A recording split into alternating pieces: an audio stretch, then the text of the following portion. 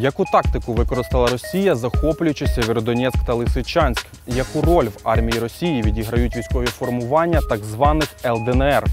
Чи правильним було рішення українського військового командування відвести наші війська від Сєвєродонецька та Лисичанська? Та як Росія проводить мобілізацію на щойно окупованих територіях? Про це та інше дивіться далі.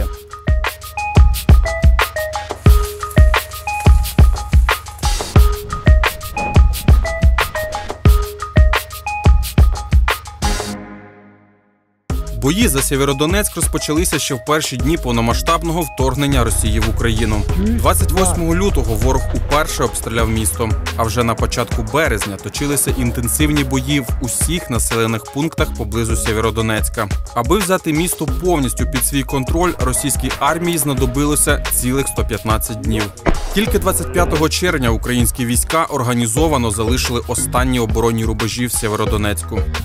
В Сєвєродонецьку бої так само ж вони все накривали артилерією, танками. Скажімо так, якби в нас були стрілкові більше бої з ними, то ми вже, мабуть, і до Москви би дійшли. А так вони прикриваються за своєю тяжкою, скажімо так, технікою, беруть в окруження міста і починають їх просто зрівнювати з землею.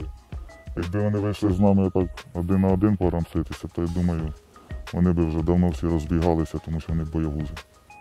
Перші тижні війни для російської армії означилися величезними втратами серед найбоєздатніших її частин. Зрозумівши, що з авантюри раптового нападу по всій довжині спільного кордону не виходить нічого хорошого, російське командування тактику змінює. Тепер це так звана тактика м'яса і заліза. За 2 місяці того, що ми працювали, ми бачили, що противник спочатку проводить артобстріли, потім мінометними обстрілами, і потім висуваються 2 або 3 групи. Висуваються 2-3 групи, вони проводять зачистку. Якщо вже бачать, що наші підрозділи відійшли, вони вже висилають піхотні підрозділи. Це може бути до 20-30 осіб. Це взвод. Вони займають і зразу окопуються на займаних позиціях. Після того, як вони окопалися, у них день-два злагодження і потім знову така ж схема, як і попередній раз. Спочатку артилерія, а потім вже висуваються групи. Отже, першими у бій росіяни кидають мобілізованих з так званих ЛДНР. Робить це російське командування не тому, що шкодує свій особовий склад. У Росії розуміють, що без величезної кількості смертей серед свого особового складу досягнути якогось результату у цій війні неможливо. Прийде час, і причини колосальної кількості смертей у цій так званій спецоперації прийдеться пояснювати.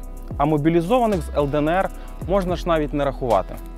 Якщо рівняти те, що вони під Києвом використовували більш свої підрозділи, тобто громадян Російської Федерації, і вони зазнали там великих втрат. Вони зробили висновки, через те зробили масову мобілізацію на території так званих ЛНР і ДНР. І зараз непідготовлених буває таке, що без зброї, тільки з лопатою відправляють людей, щоб пішли, займали позиції і просто копали. Вони просто зараз використовують населення ЛНР і ДНР як гарматне м'ясо. А вже після того, як ЛДНР прийшли, вже після того тільки заходять нормальні підрозділи Російської Федерації. Це ВДВ Російської Федерації, морська піхота і багато різних видів. Збагнувши, що тактика заліза і м'яса, хоч і надто повільно, але все ж приносить успіхи, росіяни вирішили не зраджувати їй і надалі. Відразу ж після захоплення чергового населеного пункту там починається нова хвиля мобілізації. Частково в цій ситуації винні і самі місцеві, відмовившись від своєчасної евакуації. У багатьох, звісно, на це були вагомі причини, але не обійшлось, звісно, і без тих, хто своїх ілюзій стосовно руського міра не покинув навіть після того, як його місто перетворилось в руїни. Мы вас ждали каждый день, вообще каждый день ждали. Наконец-то вы пришли. Слава Росії! Що ж, тепер доведеться і послужити руському міру, щоправда, найімовірніше, недовго. Після того, як захопили Сєвєродонецьк та Лисичанськ, 2 дня пройшло і вже по чуть-чуть, потрохи набирають нових солдатів мобілізованих, набирають для того, щоб далі проводити наступальні дії на Донецьку область. Після того, як українська армія відійшла з Сєвєродонецька і Лисичанська, виникає логічне питання. А що ж далі збирається робити Росія з цими населеними пунктами, точніше з тим, що від них залишилось? Одна справа, коли б мова йшла про невеликі села на кількадесят жителів. У випадку з Лисичанськом і Сєвєродонецьком йдеться про зруйновані вщент великі міста, де до війни проживали сотні тисяч жителів. Повірити у те, що Росія серйозно візьметься за відбудову зруйнованого ж нею, неможливо. А з тими величезними економічними проблемами, які чекають на неї в найближчому майбутньому, це взагалі нереально. Та руїни залишились, майже нічого живого не залишилось. Всі дома знищені, всі будинки знищені, кафе, все повністю. Спортивні комплекси знищені. Повністю все, що до війни люди нормально тут жили, зараз такого життя в них тут вже немає.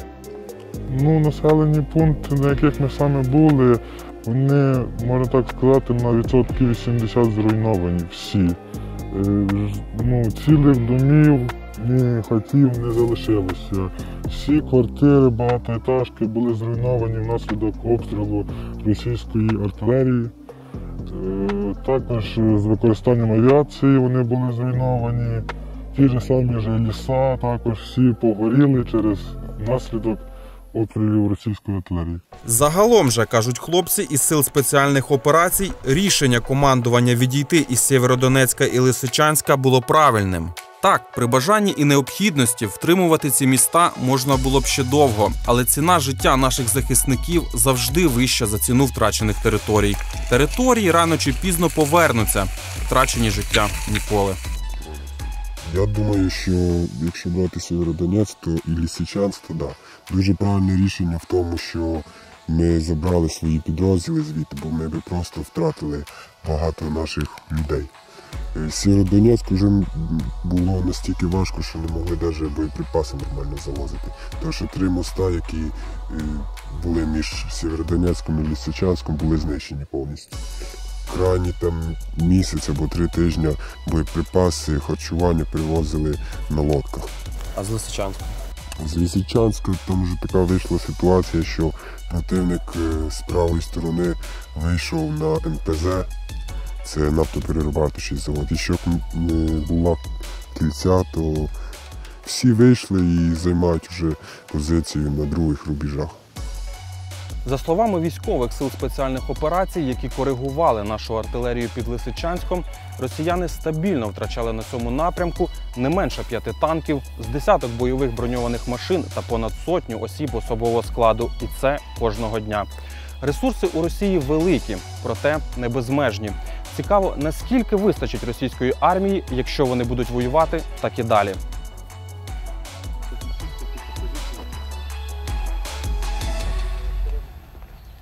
Так же само рухаємося, тільки ти перший сам.